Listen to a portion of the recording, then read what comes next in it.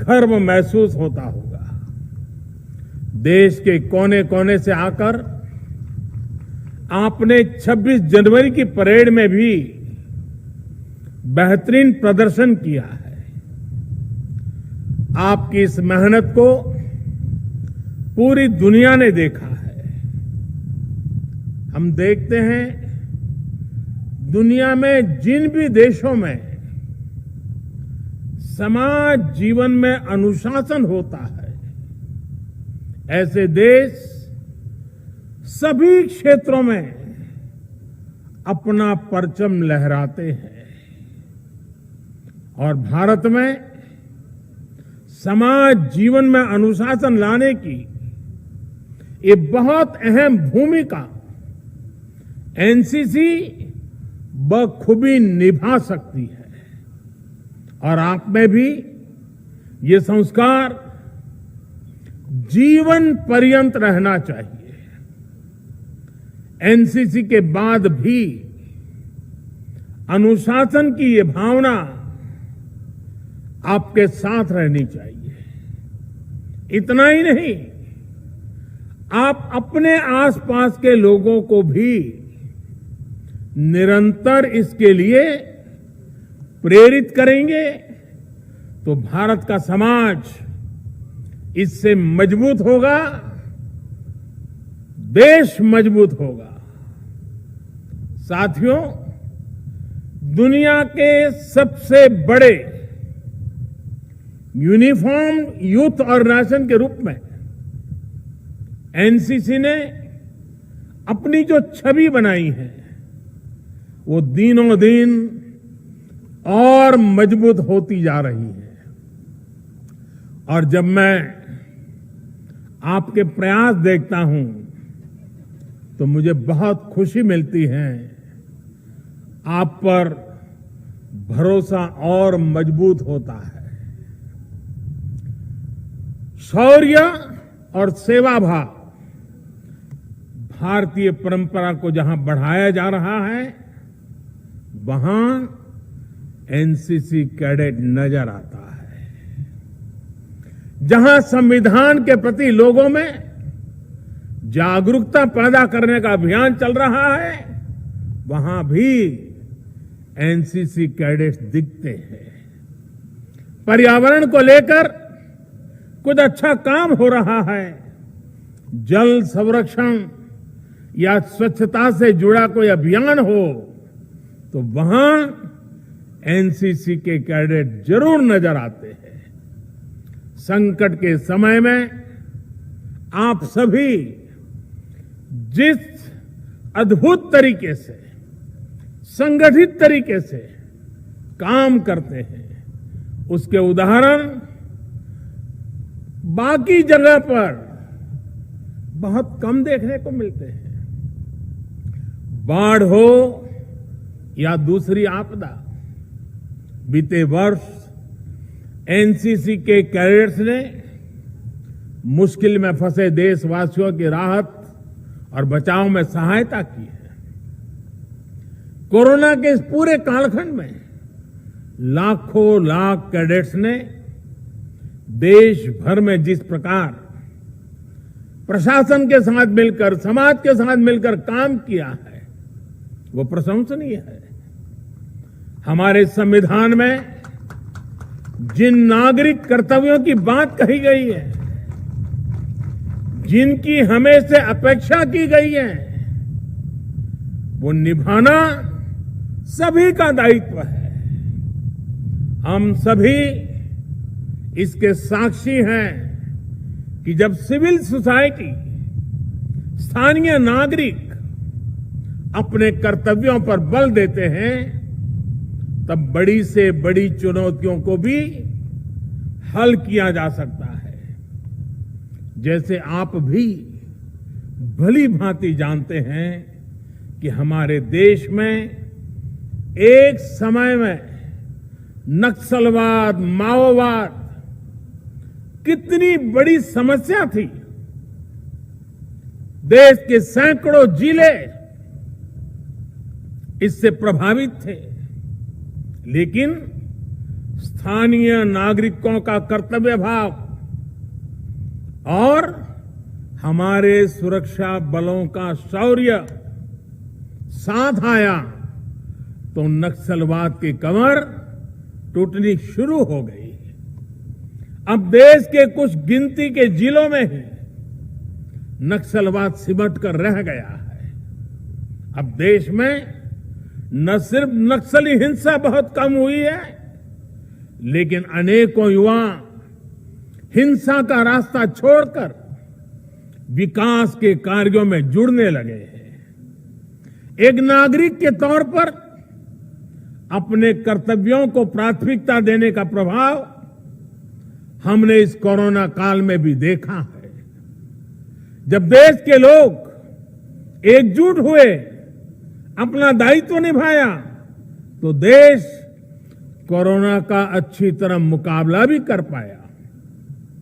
साथियों, ये कालखंड चुनौतीपूर्ण तो रहा, पर ये अपने साथ अवसर भी लाया। अवसर चुनौतियों से निपटने का, विजयी बनने का।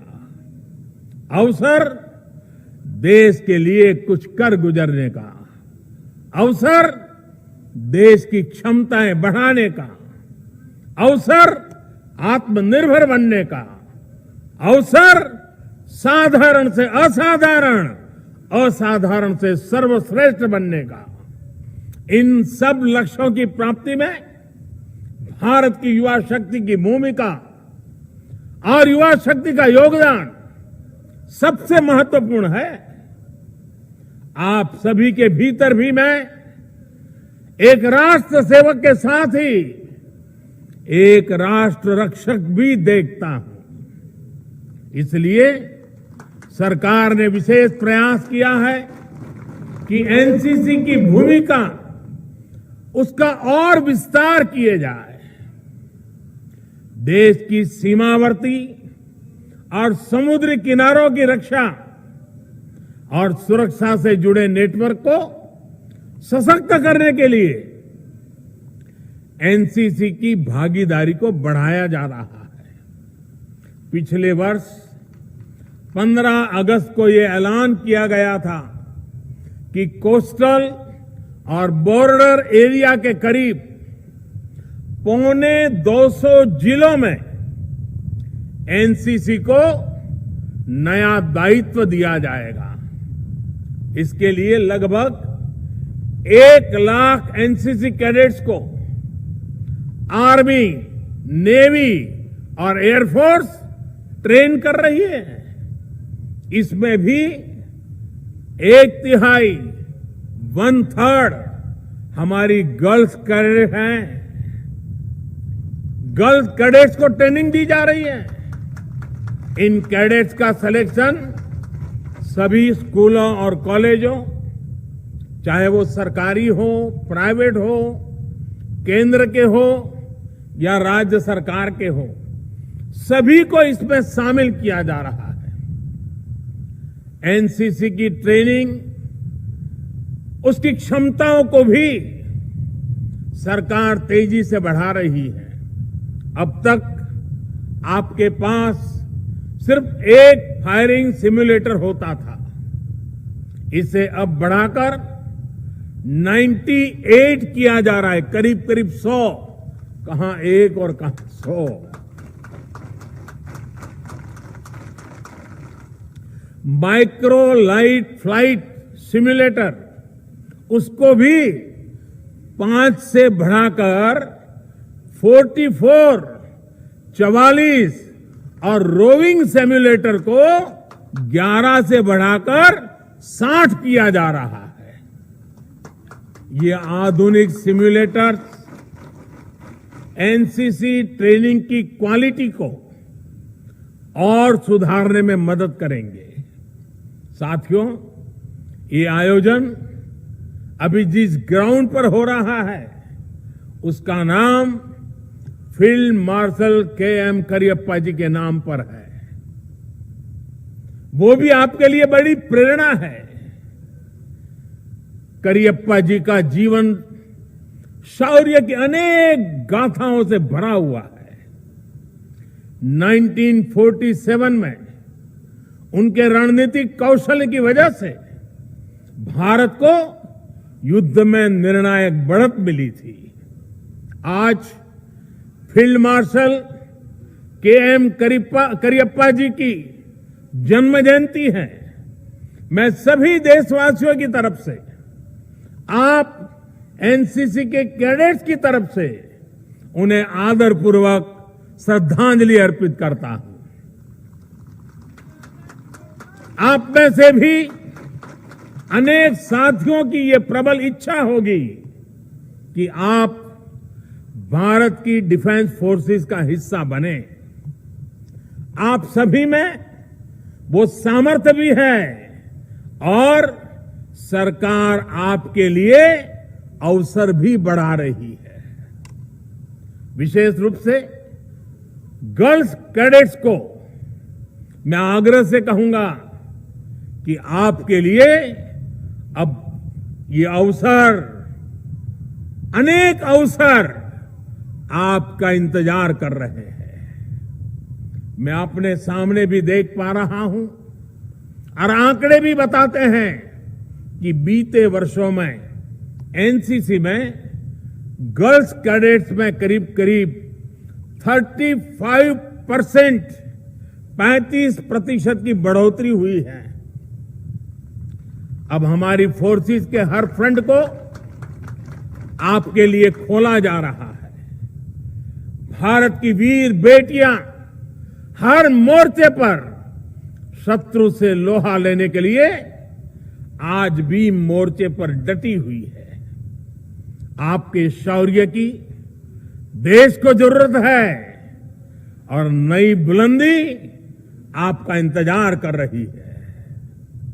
और मैं आपको और आप में भविष्य के ऑफिसर्स भी देख रहा हूं। मुझे याद है, मैं जब कुछ 2-2.5 महीने पहले दिवाली पर जैसलमेर की लोंगेवाला पोस्ट पर गया था, तो कई यंग ऑफिसर से मेरी मुलाकात हुई थी।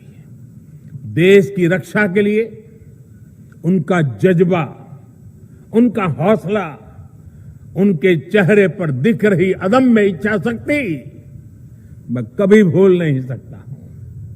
साथियों, लोंगेवाला पोस्ट का भी अपना एक गौरवमयी इतिहास है।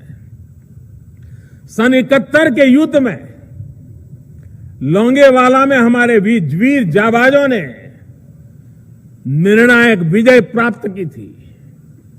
तब पाकिस्तान से युद्ध के दौरान पूर्व और पश्चिम के हजारों किलोमीटर लंबे बॉर्डर पर भारत की फौज ने अपने पराक्रम से दुश्मन को धूल चटा दी थी।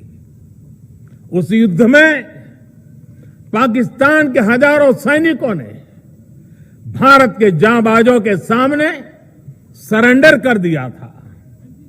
सन 71 की ये जंग भारत के मित्र और हमारे पड़ोसी देश बांग्लादेश के निर्माण में भी सहायक बनी। इस वर्ष इस युद्ध में विजय के भी 50 वर्ष हो रहे हैं। भारत के हम लोग 1971 की जंग में देश को जिताने वाले भारत के वीर बेटे बेटियों के साहस, उनके शौर्य, आज पूरा देश उन्हें सैल्यूट करता है। इस युद्ध में देश के लिए जो शहीद हुए, आज मैं उन्हें अपनी श्रद्धांजलि अर्पित करता हूं। साथियों, आप सभी जब दिल्ली आए हैं तो नेशनल वॉर मेमोरियल जाना बहुत स्वाभाविक है। राष्ट्र रक्षा के लिए जीवन अर्पित करने वालों को सम्मान देना हम सभी का दायित्व है। बल्कि इस गणतंत्र दिवस को तो हमारा जो गैलेंट्री अवार्ड पोर्टल है, www.gallantryaward.gov.in उसको भी नए रंग रूप में रीलॉन्च किया गया है। इसमें परमवीर और महावीर चक्र जैसे सम्मान पाने वाले हमारे वीर सैनिकों के जीवन से जुड़ी जानकारियां तो है। आप इस पोर्टल पर जाकर इनकी वीरता को नमन कर सकते हैं। और मेरा एनसीसी के वर्तमान और पूर्व सभी कैडेट से आग्रह है कि आपको इस पोर्टल पे जाना चाहिए, जुड़ना चाहिए और लगातार उसके साथ एंगेज रहना चाहिए। साथियों, मुझे ये भी बताया गया है कि जो एनसीसी डिजिटल प्लेटफॉर्म बनाया गया है उसमें अभी तक 20,000 से ज्यादा कैडेट जुड़ चुके हैं। इन कैडेट्स ने अपने अनुभव, अपने आइडियाज शेयर करना शुरू भी कर दिया है। मुझे विश्वास है कि आप सभी इसी प्लेटफॉर्म का ज्यादा से ज्यादा उपयोग करेंगे। साथियों, राष्ट्रभक्ति और राष्ट्र सेवा के जिन मूल्यों को लेकर आप चले हैं, उनके लिए ये साल बहुत महत्वपूर्ण है। इस वर्ष भारत अपनी आजादी के 75 वर्ष में प्रवेश करने वाला है। ये वर्ष नेताजी सुभाष चंद्र बोस की 125वीं जन्म जयंती का भी है। जीवन में प्रेरणा के इतने बड़े अवसर एक साथ आए, ऐसा कम ही होता है। नेताजी सुभाष, जिन्होंने अपने पराक्रम से दुनिया की सबसे मजबूत सत्ता को हिलाकर रख दिया था। आप नेताजी के बारे में जितना पढ़ेंगे उतना ही आपको लगेगा कि कोई भी चुनौती इतनी बड़ी नहीं होती कि आपके हौसले को डिगा सके। देश की आजादी के लिए अपना सब कुछ न्यौछावर कर देने वाले ऐसे अनेक वीर आपको अपने सपनों का भारत बनाते हुए देखना चाहते हैं।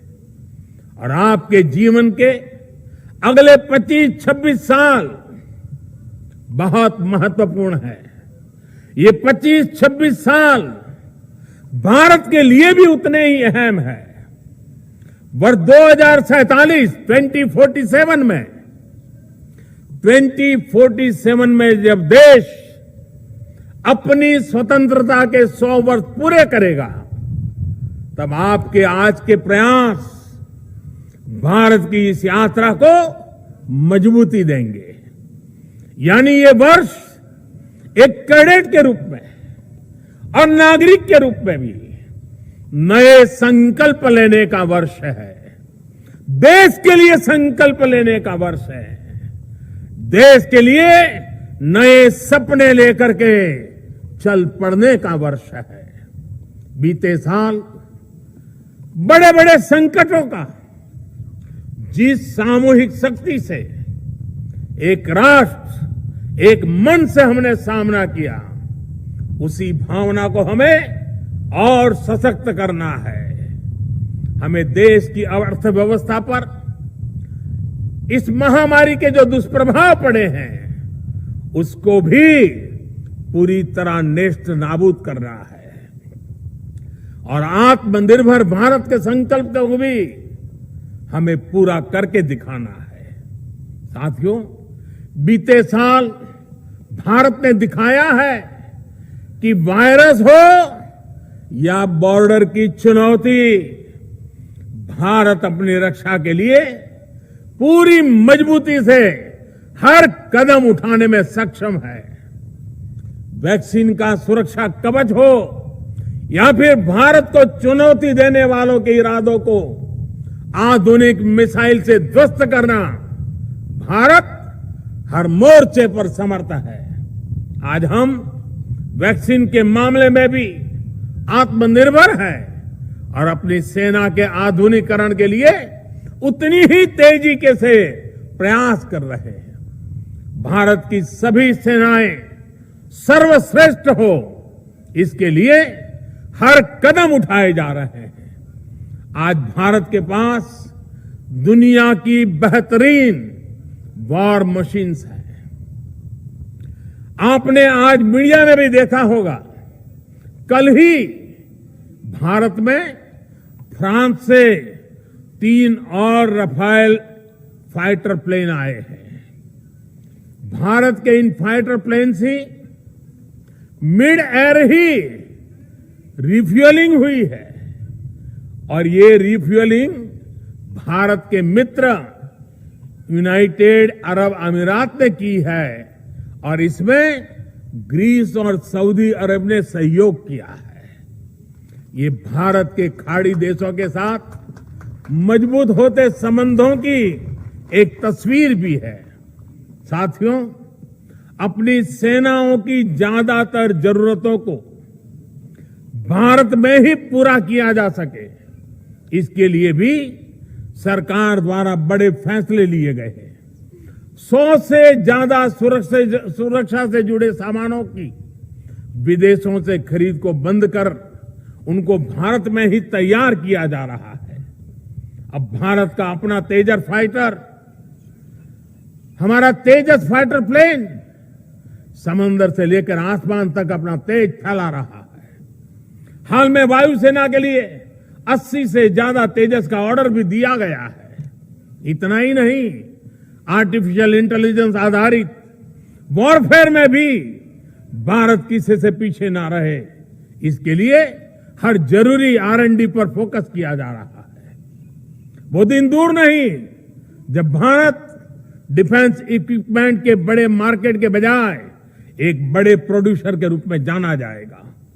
साथियों, आत्मनिर्भरता के अनेक लक्ष्यों को आज आप साकार होते हुए देख रहे हैं, तो आपके भीतर गर्व का एहसास होना बहुत स्वाभाविक है। आप भी जब अपने दोस्तों के बीच में लोकल के प्रति उत्साह अनुभव कर रहे हैं, मैं देख रहा हूं कि ब्रांड्स को लेकर भारत के युवाओं की प्रेफरेंस में भी एक बड़ा बदलाव आया है। अब आप खादी को ही लीजिए। खादी को किसी जमाने में नेताओं के लिबास के रूप में ही अपने हाल पर छोड़ दिया गया था। आज वही खादी युवाओं की पसंदीदा ब्रांड बन चुका है। खादी के कुर्ते हो, खादी का जैकेट हो, खादी का दूसरा सामान हो, वो आज युवाओं के लिए फैशन का सिंबल बन चुका है। इसी तरह आज टेक्सटाइल हो या इलेक्ट्रॉनिक्स, फैशन हो या पैशन, त्योहार हो या शादी, लोकल के लिए हर भारतीय वोकल बनता जा रहा है। कोरोना के मुश्किल समय में भी भारत में रिकॉर्ड संख्या में स्टार्टअप्स बने हैं और रिकॉर्ड यूनिकॉर्न देश के युवाओं ने तैयार किए हैं। साथियों, 21वीं सदी में आत्मनिर्भर भारत के लिए आत्मविश्वासी युवा, ये इसकी पहली शर्त है, बहुत जरूरी है।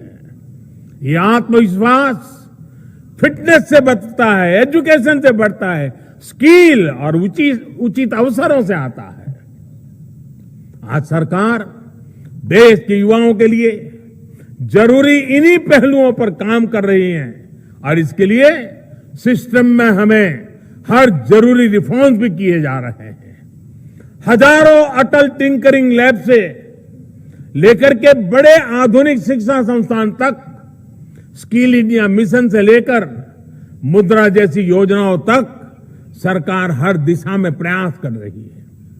आज फिटनेस और स्पोर्ट्स को भारत में अभूतपूर्व प्राथमिकता दी जा रही है। फिट इंडिया अभियान और खेलो इंडिया अभियान देश के गांव-गांव में बेहतर फिटनेस और बेहतर टैलेंट को प्रोत्साहित कर रहा है। फिट इंडिया अभियान और योग को प्रोत्साहन देने के लिए तो एनसीसी में भी विशेष कार्यक्रम चलते हैं। नई नेशनल एजुकेशन पॉलिसी के माध्यम से भारत के एजुकेशन सिस्टम को भी प्री नर्सरी से लेकर पीएचडी तक स्टूडेंट सेंट्रिक बनाया जा रहा है। अपने बच्चों को, युवा साथियों को अनावश्यक दबाव से मुक्त करके उसकी अपनी इच्छा, अपनी रुचि के हिसाब से आगे बढ़ने के लिए माहौल बनाया जा रहा है। खेती से लेकर स्पेस सेक्टर तक हर स्तर पर युवा टैलेंट के लिए, युवा उद्यमियों के लिए अवसर दिए जा रहे हैं। आप इन अवसरों का जितना लाभ उठाएंगे उतना ही देश आगे बढ़ेगा। हमें वयम राष्ट्र जागरयाम, इस वैदिक आह्वान को 21वीं सदी की युवा ऊर्जा का उद्घोष बनाना है। हमें इदम राष्ट्राय इदम न मम, यानी ये जीवन राष्ट्र को समर्पित है, इस भावना को आत्मसात करना है। हमें राष्ट्र हिताय राष्ट्र सुखाय च का संकल्प लेकर प्रत्येक देशवासी के लिए काम करना है। आत्मवत् सर्वभूतेषु और सर्वभूत हितेरता, यानी सबका साथ, सबका विकास, सबका विश्वास के मंत्र के साथ हमें आगे बढ़ना है। अगर हम इन मंत्रों को अपने जीवन में उतारेंगे तो आत्मनिर्भर भारत के संकल्प की सिद्धि में बहुत ज्यादा समय नहीं लगेगा। एक बार फिर आप सभी को गणतंत्र दिवस परेड का हिस्सा बनने के लिए बहुत बहुत बधाई और भविष्य के लिए भी अनेक अनेक मंगल कामनाएं। बहुत बहुत धन्यवाद। भारत माता की, भारत माता की, भारत माता की। बहुत बहुत धन्यवाद।